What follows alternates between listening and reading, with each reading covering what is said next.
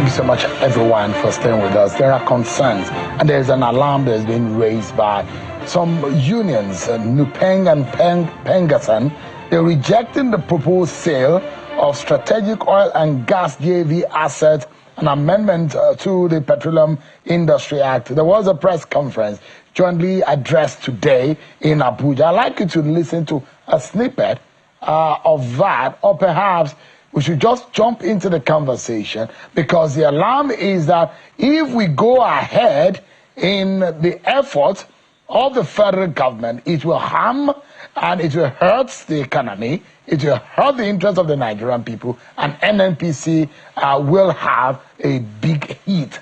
Let's get to talk with the president tonight, sitting on two chairs, President of TUC, President of Pengs, and Comrade Festus Osifo is here for us tonight. It's a pleasure having you, Mr. President. Thank you so much, Shehu. Thank you for having me. Good evening to viewers. If we can summarize your position today. Yes. There are plans on the amendment of the PIA, that's the Petroleum Industry Act. Yes. And also there are plans in selling off some JV assets. I mean, give us an understanding for a lot of Nigerians who do not have a very good understanding of that sector. Yes. Because there's a bit of technicalities into it. True. But these are Nigerian state-owned assets. Correct. Which the federal government is hoping that it wants to raise some funds by selling this JV asset. Am I right? Yes, Shehu, you are very correct. Currently, so there is a plan vetted by the Ministry of Finance Incorporated and the Ministry of Petroleum Incorporated to sell some of the federal government stake in some of the companies today operated by IOCs. If you could recall that recently, Seplat bought the JV stake of ExxonMobil. Then the same thing as well, Renaissance Africa bought some JV stakes of SPDC, that is Shell Petroleum Development Company. The same breath, Oando Energy and Natural Resources bought the Nigeria Ajib Oil company stake, in NAOC. So now, what the government is planning is that, there's always a marriage, a relationship. When you say JV, JV means joint venture. So the joint venture is usually between an IOC or an indigenous oil and gas company and the federal government. So in most cases, federal government have between 55 to 60% in this joint venture. But federal government is not the operator. Federal government does not manage these assets. These assets are being managed or operated by the operating company. In this case, Seplat, Oando, and Renaissance. They are managing these assets on behalf. So in this process, the NNPC Limited is managing the federation shares of these assets on behalf of the federation. So when we say federation, federation is not federal government. Federation is federal, state, and local government. In nutshell, federation is the entire Nigerians. So these shares of the federation is being managed by NNPC. But NNPC is not the operator. The operator are the international and local oil companies. So that has been the arrangement. So now, the crude oil that you hear every day that we produce are largely produced by the national the local oil company, or what we call the indigenous oil company, and the IOCs. They are actually the one producing largely the crude. But the percentage of government is being administered by NNPC.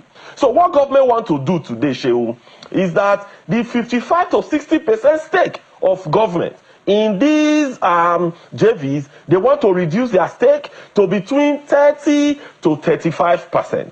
And the law, the amendment of the law will reflect this, isn't it? No. So this is quite different. This is an arrangement of the law. Of the law. Because the owner today, as prescribed in law, is MOFI, Ministry of Finance Incorporated, and MOPI, Ministry of Petroleum Incorporated. But if you are doing such thing, you are supposed to go to the board. Because today NNPC Limited has a board. We were excited and we were very happy when PIA was passed, and that NNPC will not be operated like a company. But the way we are seeing it today, that is not the way it's being operated. Let me explain the implication of this to you, Shehu, and to Nigerians. Today, the federal government has 49% stake in NLNG, right? You hear every year the dividends that is being paid by NLNG to the Nigerian government. So what the government is planning to do, this is just an illustration. Yeah. So what the government is trying to do is that stake in NLNG, instead of getting the dividends every year for the next 10, 20, 30 years, as long as NLNG remains a going concern, it wants to reduce that stake of 49% to maybe somewhere around 25, 30%.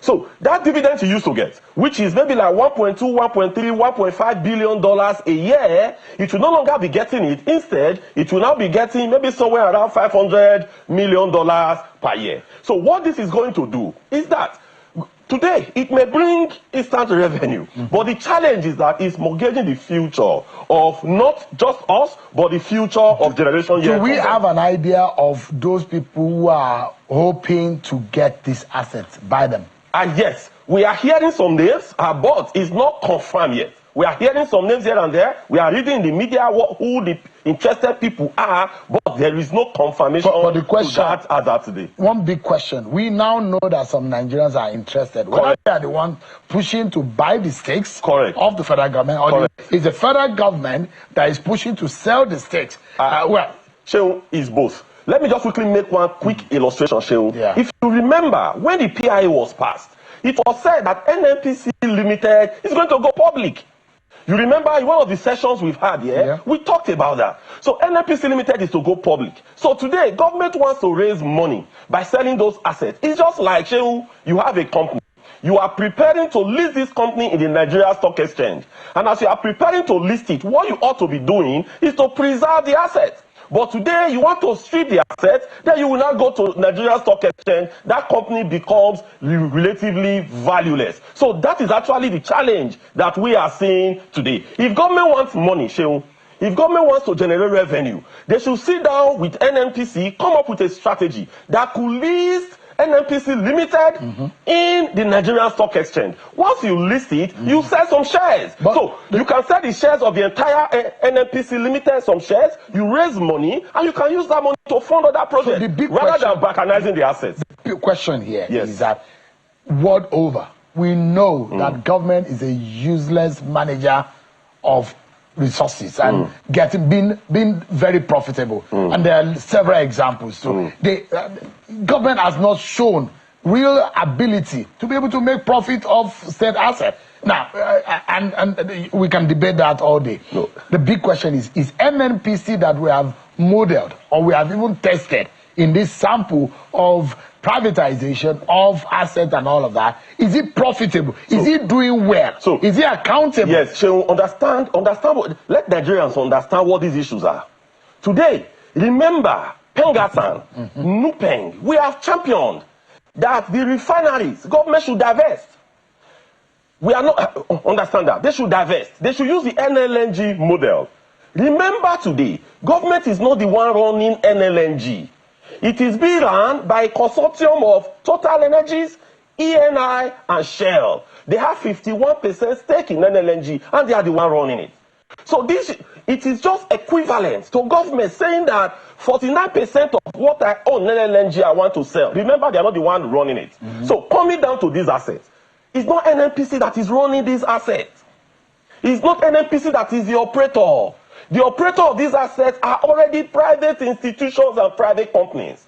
Most of these assets before now was run by ExxonMobil, it was run by Shell, and it was run by Nigeria. Before now was run by ExxonMobil, it was run by Shell, and it was run by Nigeria Ajip Oil Company. Just that government has the federation has some stake in it. Let me tell you what this means, Shehu. Shehu, you know what this means completely? If we go in this direction, you hear every month what they share in federation accounts, right? And we know the shares that comes into it.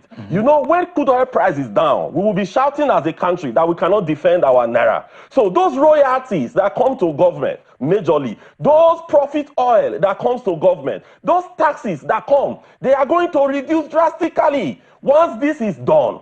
So it is, if NNPC manages its asset 100%, and government said I want to divest, it's a different thing. But today, NNPC is not the managers of these assets. They are in joint venture with private institutions already. We already have a PPP arrangement there. And these assets are 100% today managed by those operators. But the shares of government is what they want to sell. And if that happens, it will affect the national revenue. It's going to affect even our foreign exchange earning. Because today, the oil and gas industry account, as you know, for over 80 to 90% of our foreign exchange earning.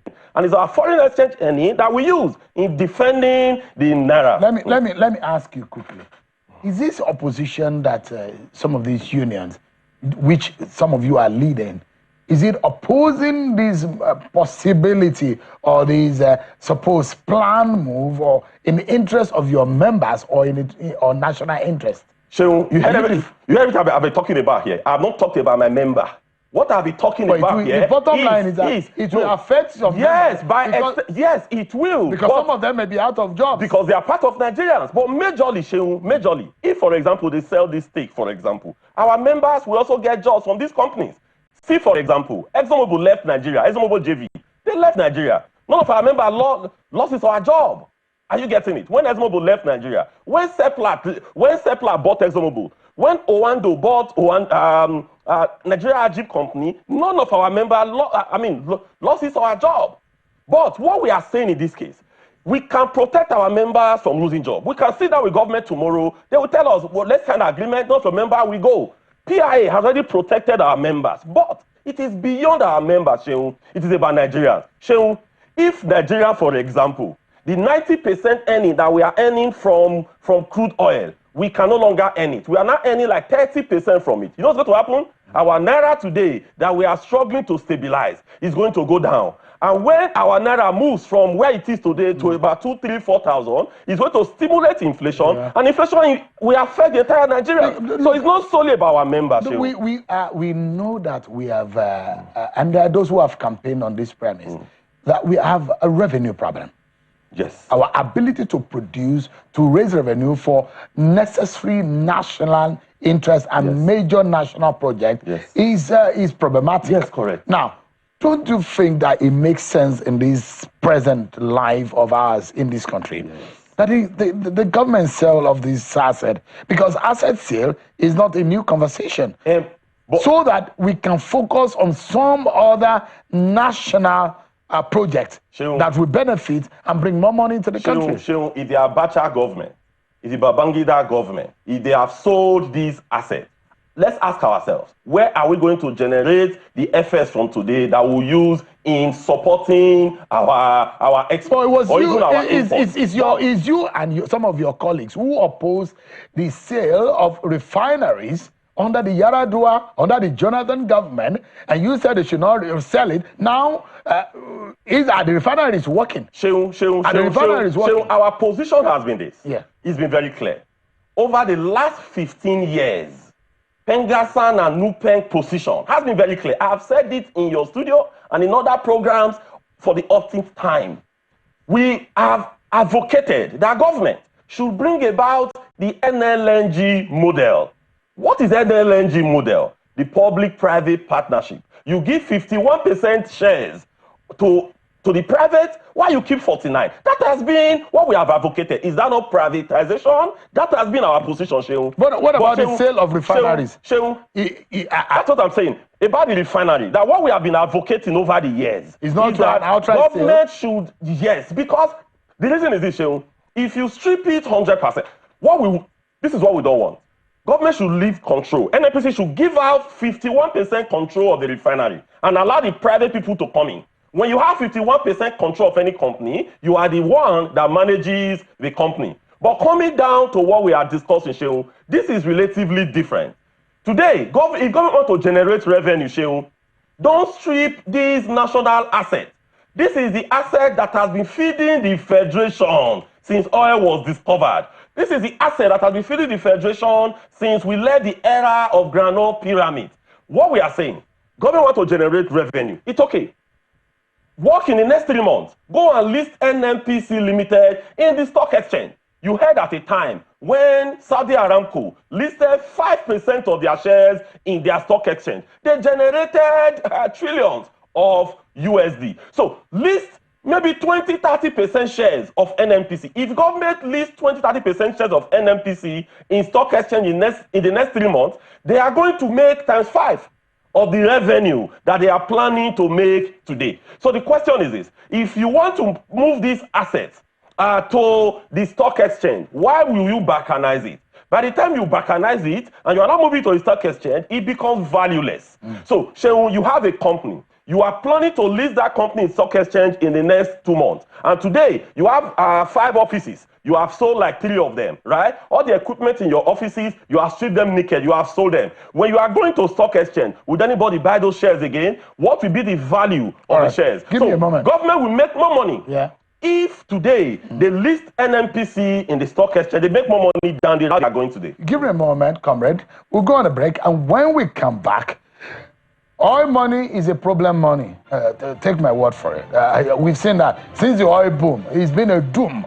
A lot of lessons to learn from that. But beyond all of that, the interest of the nation, of the Nigerian people, is at stake here. I will conclude our conversation after this break.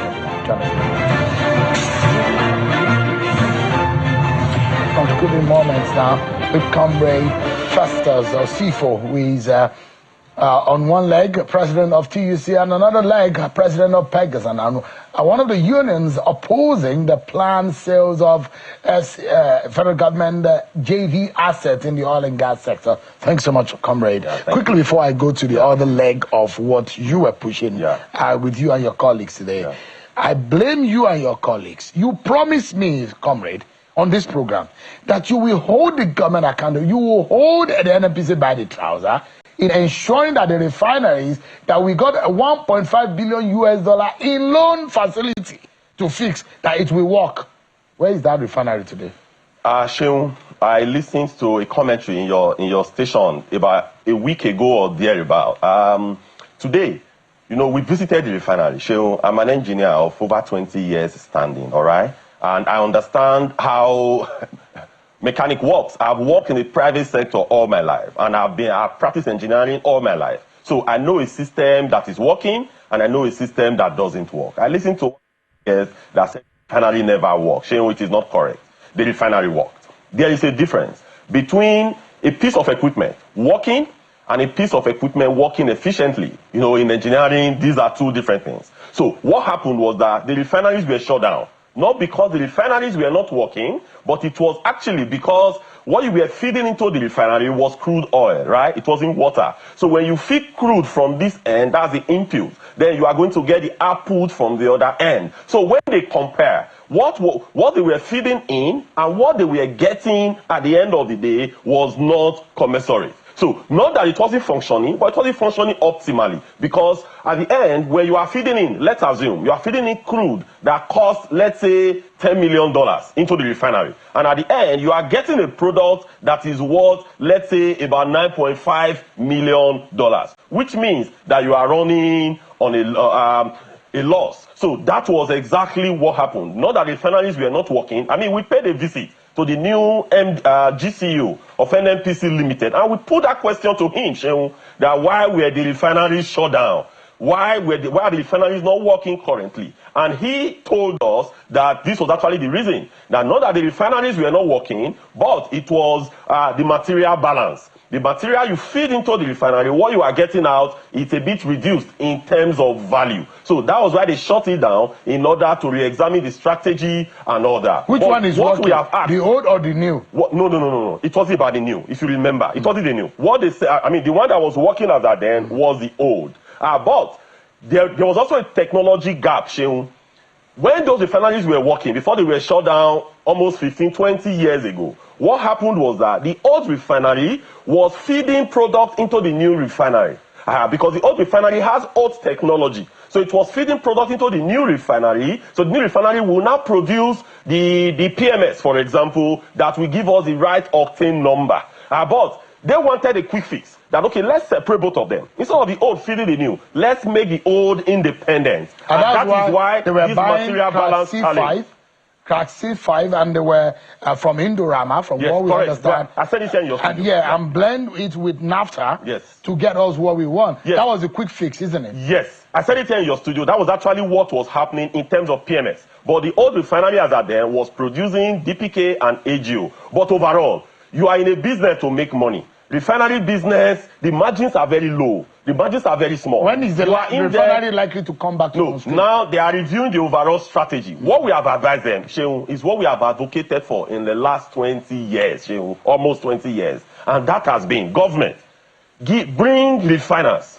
Give them 51% stake of the refinery. When you give them 51% stake, they become the largest shareholder. And the owner. They will be able to run the refineries. Why you are just idle? We are totally out of time. 30 seconds if you can hit the nail on the head on the amendment of the PIA. Yes. So part of what they want to do in the PIA today, the NNPC Limited is owned by Ministry of Petroleum Incorporated and Ministry of Finance Incorporated. What they want to do is that they want to remove the Ministry of Petroleum Incorporated, and NNPC will not be solely owned by the Ministry of Finance Incorporated. Remember, NNPC Limited is a technical institution for the oil and gas. What's the sense behind that? Ask me. We are also asking the same question. What is the sense behind this? Because Ministry of Petroleum, there you have the technical expertise of people who understand the oil and gas business. NNPC Limited is not CBN. It's not a bank that you just leave for Ministry of Finance Incorporated to manage. That's one of the changes amongst others. Comrade Festus Osifo is the president of TUC and Pengasa. Thank you so much indeed. Thank you so much for raising the alarm. Let's hope that reason will prevail and our nation will benefit rather than the interest of a few. Thank you so much everyone for watching. I'm Sean Wakimale. God bless Nigeria.